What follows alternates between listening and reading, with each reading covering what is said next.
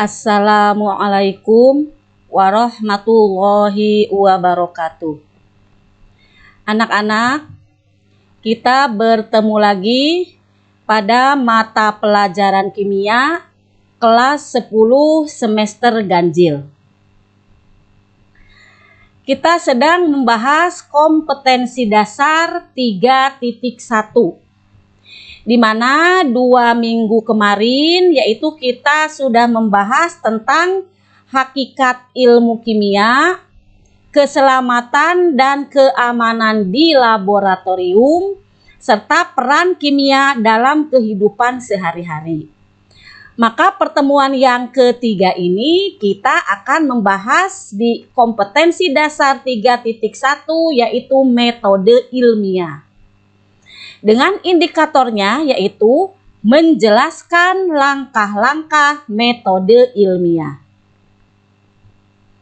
Baiklah, kita mulai yaitu di sini tentang metode ilmiah. Kita lihat gambar ini. Nah, di sini ada keterangan para ilmuwan sedang melakukan penelitian di laboratorium. Ilmuwan ini melakukan penelitian dengan tujuan untuk menemukan hukum atau teori baru, atau bisa juga untuk membuktikan hukum atau teori yang sudah ada. Ilmuwan ini dalam melakukan penelitian di laboratorium ini wajib menggunakan metode ilmiah. Nah, ini berarti kalau begitu apa metode ilmiah? Nah, di sini pengertian dari metode ilmiah adalah suatu cara yang sistematis yang digunakan oleh ilmuwan untuk memecahkan masalah-masalah yang dihadapi.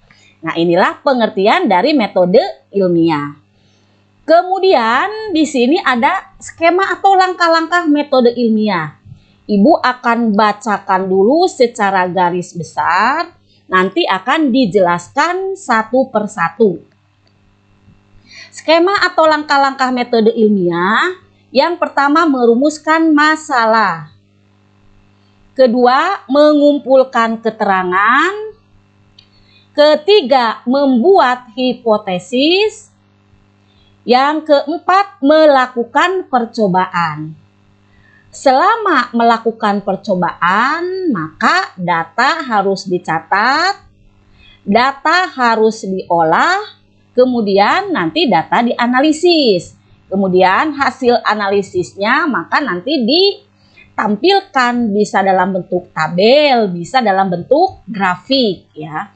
Kemudian setelah dianalisis data, nah maka ditariklah kesimpulan. Itu menarik kesimpulan. Nah, kemudian setelah kesimpulan ditarik, nah kalau ingin memperoleh yang akurat, yang lebih akurat, bisa lagi menguji kembali kesimpulan dengan percobaan dan seterusnya. Terakhirnya adalah pelaporan. Sekarang mari kita jelaskan satu persatu tentang skema atau langkah-langkah metode ilmiah. Yang pertama tadi merumuskan masalah. Berarti di sini ada masalah, ada suatu permasalahan. Apa definisi dari masalah? Ini masalah didefinisikan sebagai sesuatu yang harus diteliti, sesuatu yang harus diteliti untuk memperoleh jawaban dari sebuah pertanyaan. Nah, itu pengertian dari masalah. Nah, kemudian sudah menemukan masalah, maka dibuatlah dalam rumusan masalah, di mana rumusan masalah ini harus dalam bentuk pertanyaan. Nah, di sini misalkan contoh masalah, misalkan yang ditemukan di suatu sekolah, misalkan ini. Masalahnya, banyak siswa mengalami sakit perut di suatu sekolah. Masalah sakit perut tersebut telah terjadi 1 minggu belakangan ini. Nah, berarti ini kan suatu masalah. Suatu masalah yang harus dicari jawabannya. Nah, masalah ini dibuatlah rumusan. Maka jadilah rumusan masalah dalam bentuk pertanyaan. Nah, misalkan di sini, apa penyebab masalah sakit perut di sekolah tersebut? Nah, ini pertanyaan yang memerlukan jawaban. Maka untuk menjawabnya berarti digunakanlah langkah-langkah metode ilmiah. Nah, inilah contoh dari rumusan masalah. Nah, Ibu berikan lagi rumusan masalah yang kedua. Berarti ini ada suatu permasalahan, langsung di sini buat rumusan masalahnya. Nah, ini contoh. Apakah pemupukan berpengaruh terhadap pertumbuhan dan perkembangan tumbuhan?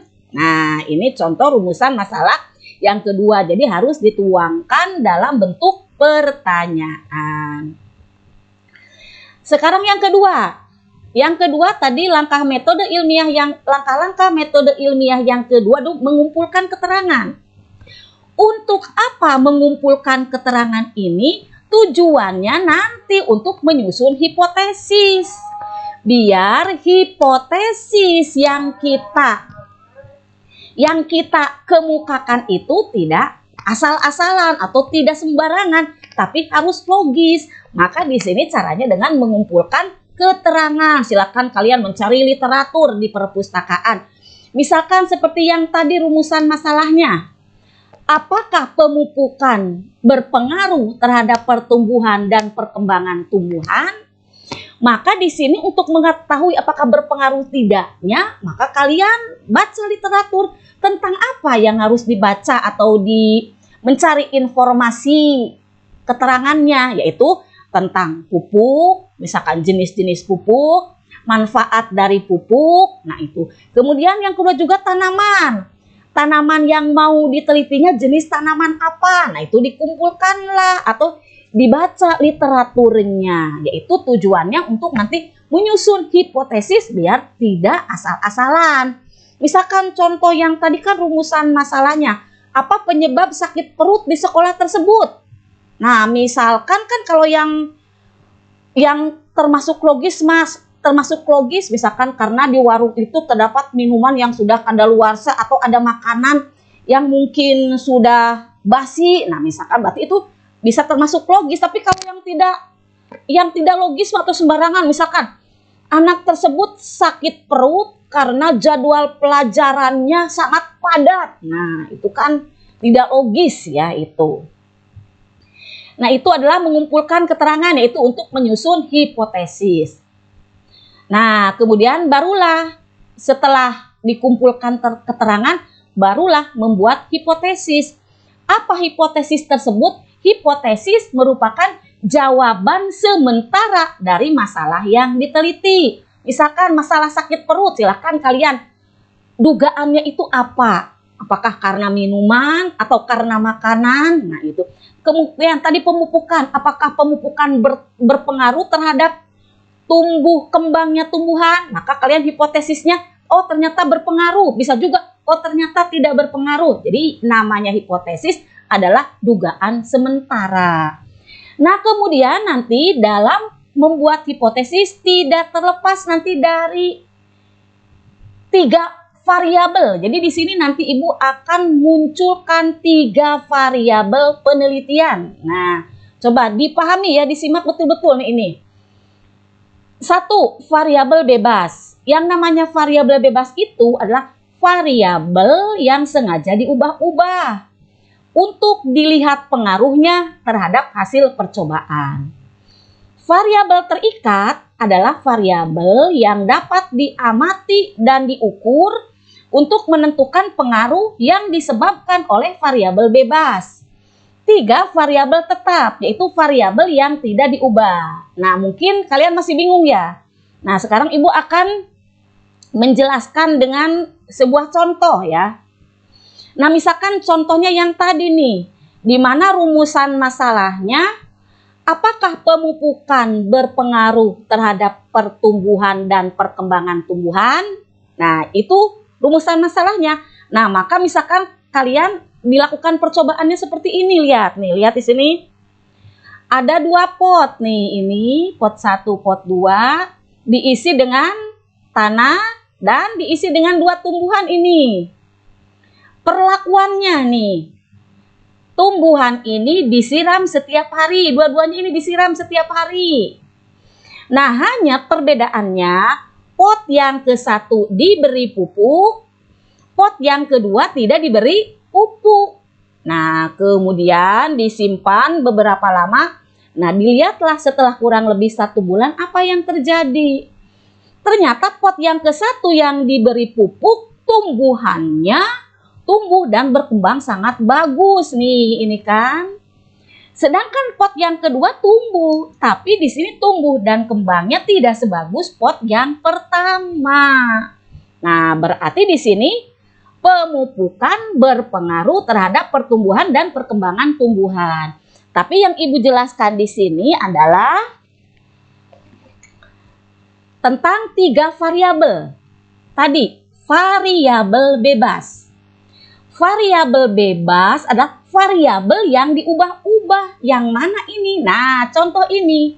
Yang pot pertama diberi pupuk, pot kedua tidak diberi pupuk. Inilah yang disebut variabel bebas. Jadi variabel bebasnya yaitu pemberian pupuk dan tidak diberi pupuk, atau diberi pupuk dan yang satu tidak diberi pupuk. Nah, itu yang dinamakan variabel bebas. Sedangkan yang kedua variabel terikat. Nah, variabel terikat itu dipengaruhi oleh variabel bebas. Tadi kan variabel bebasnya antara yang diberi pupuk dengan yang tidak diberi pupuk kan. Nanti berpengaruhnya kemana?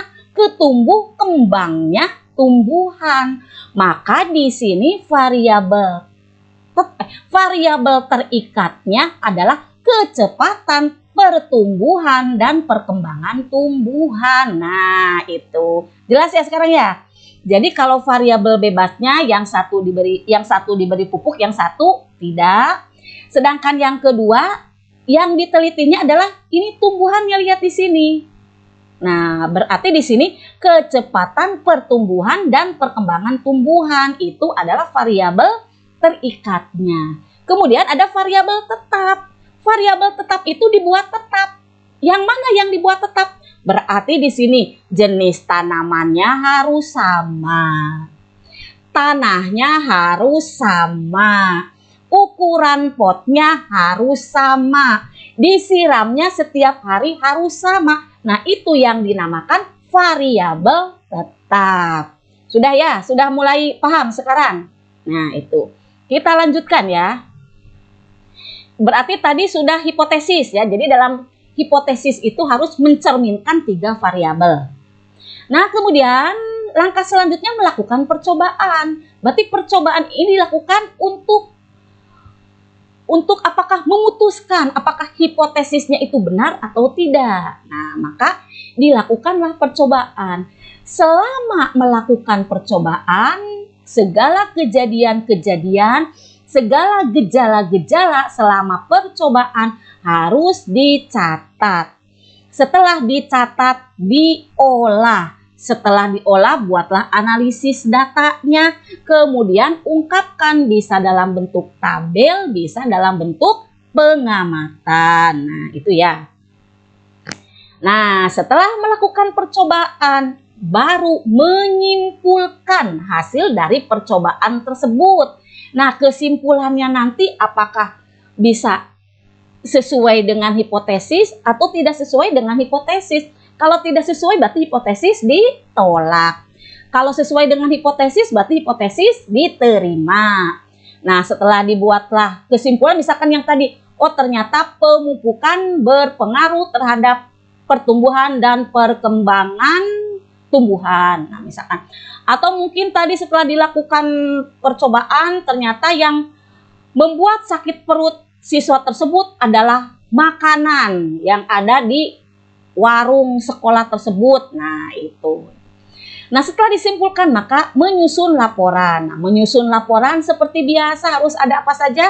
Ada tanggal, ada nama, judul percobaan, tujuan percobaan, hipotesis, bahan dan alat, kemudian ada lagi langkah-langkah percobaan, ada hasil pengamatan, kemudian ada kesimpulan. Nah, itu dalam penyusunan laporan.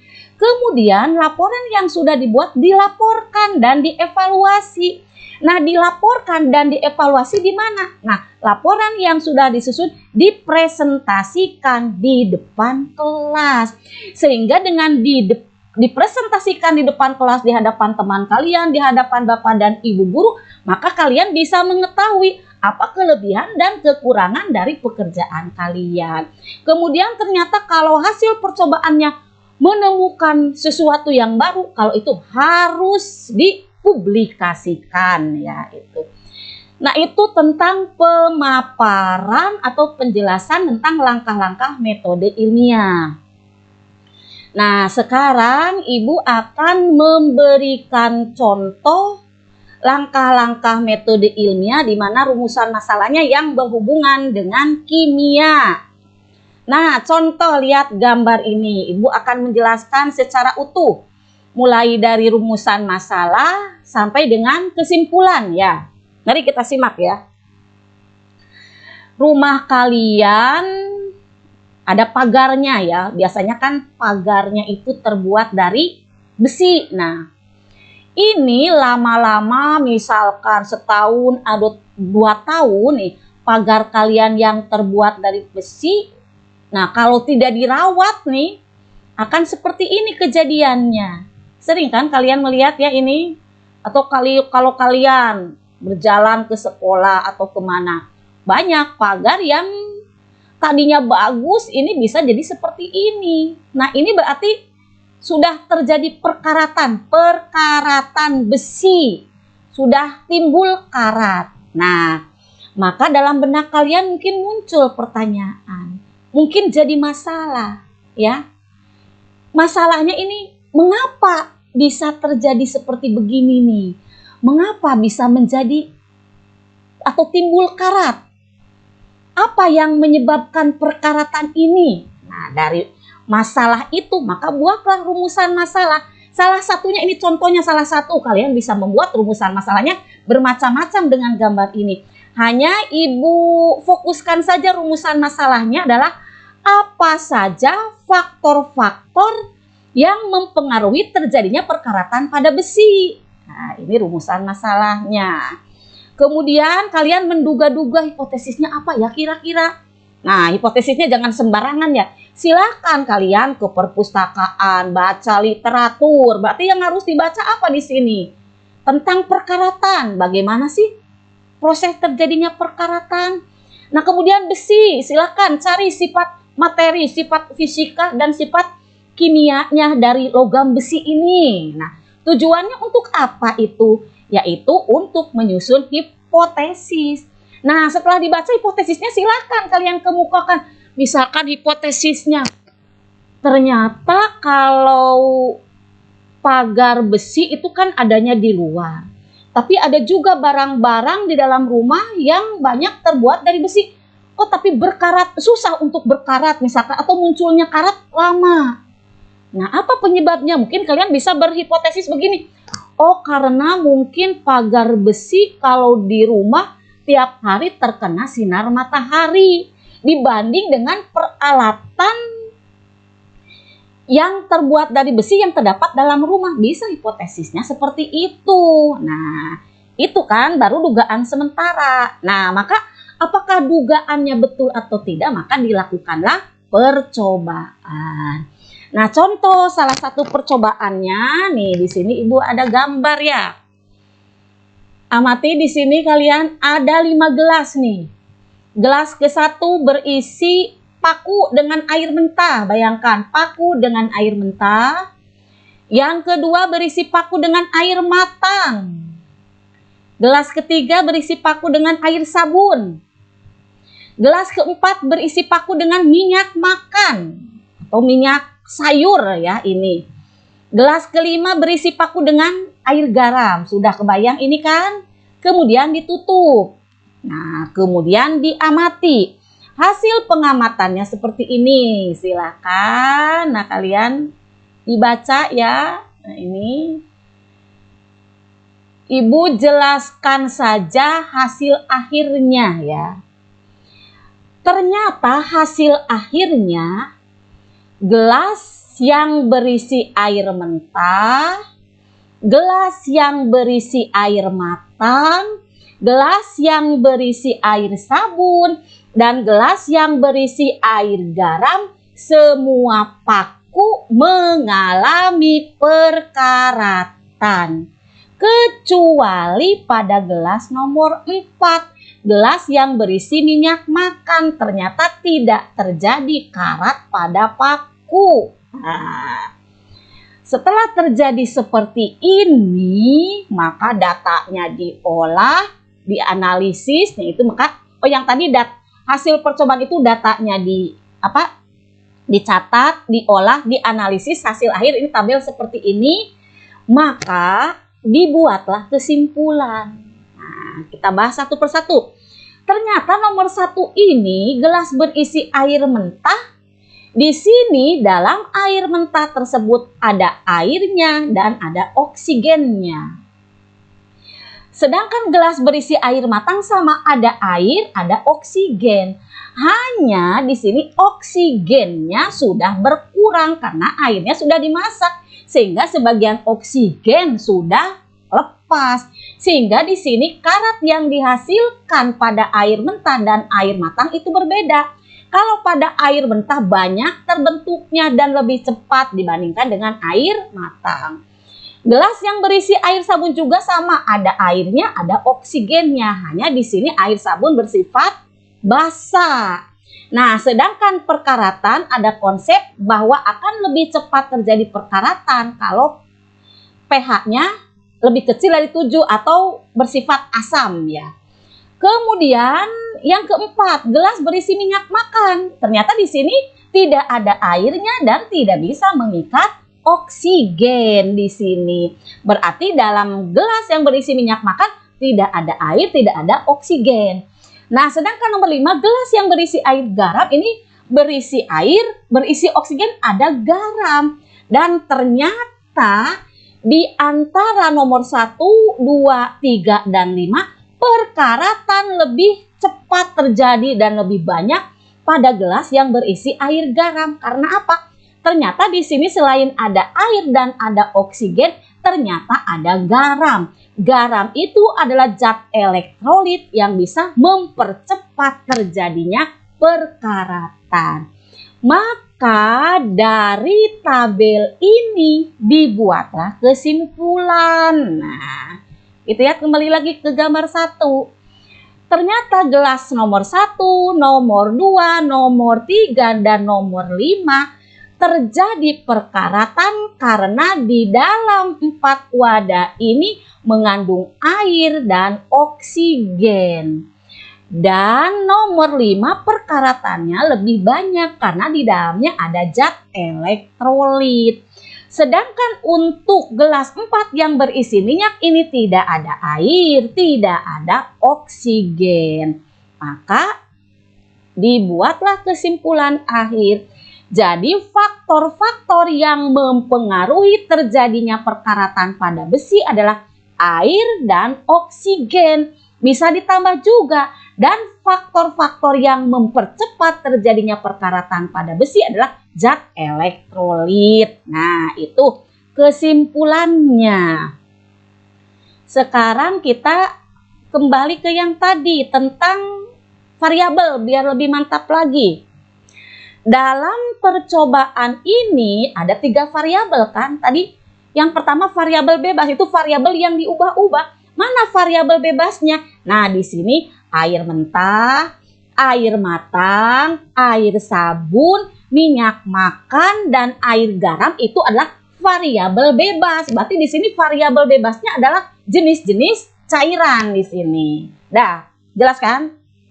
Sedangkan variabel terikatnya, variabel terikat adalah variabel yang dipengaruhi oleh variabel bebas.